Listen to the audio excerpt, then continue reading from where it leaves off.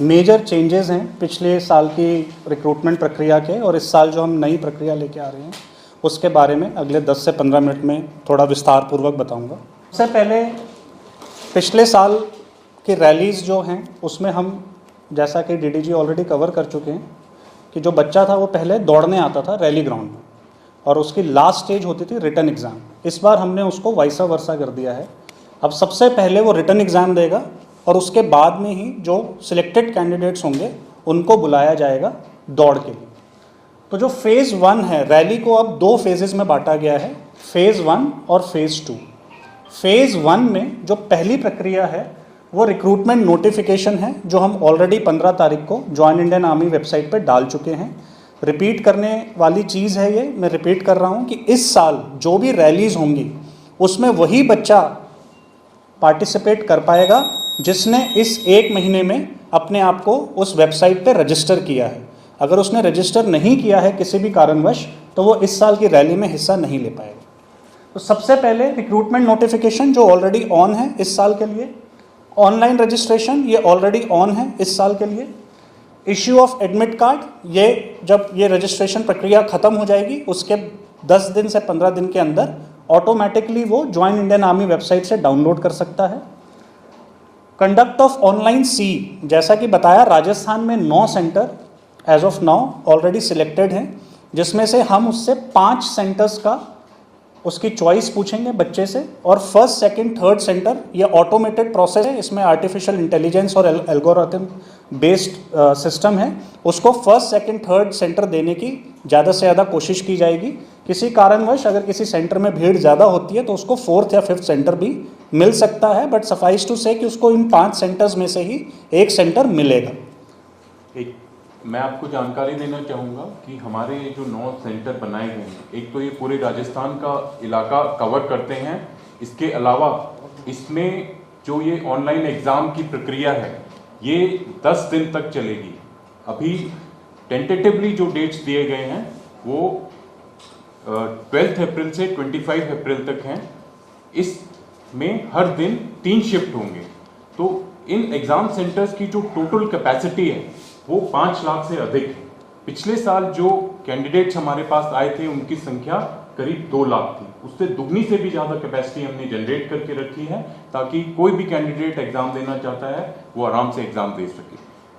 Capacity of examination centres is much more than required. Conduct of online C, अगर आप अभी देखेंगे कि इस भर्ती प्रक्रिया में इस साल से जो हम चेंज ला रहे हैं उसमें सबसे इम्पॉर्टेंट पॉइंट है कि अब सबसे पहला स्टेप जो है वो लिखित परीक्षा है।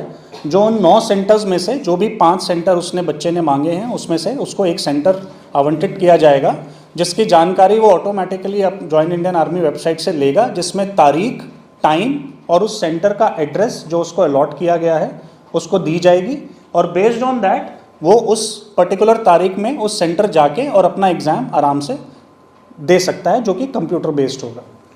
उसके बाद में क्योंकि ये ऑनलाइन एग्ज़ाम है, इसका रिजल्ट जो है it's devoid of any human interaction, इसमें कोई ह्यूमन इंटरेक्शन नहीं है, ये कंप्यूटर बेस्ड एग्ज़ाम है और उसका जो रिज़ल्ट है वो रिज़ल्ट के बेसिस पे हम एक मेरिट ड्रॉ करेंगे और उस मेरिट के हिसाब से फेज़ 2 के लिए जो कि रैली में दौड़ने वाली प्रक्रिया है उसके लिए हम बच्चों को इन्फॉर्म करेंगे, जो कि ज्वाइन इंडियन आर्मी वेबसाइट पे हम पब्लिश करेंगे कॉलअप कि आपको सिलेक्ट किया जाता है फेज़ 2 में आने के लिए।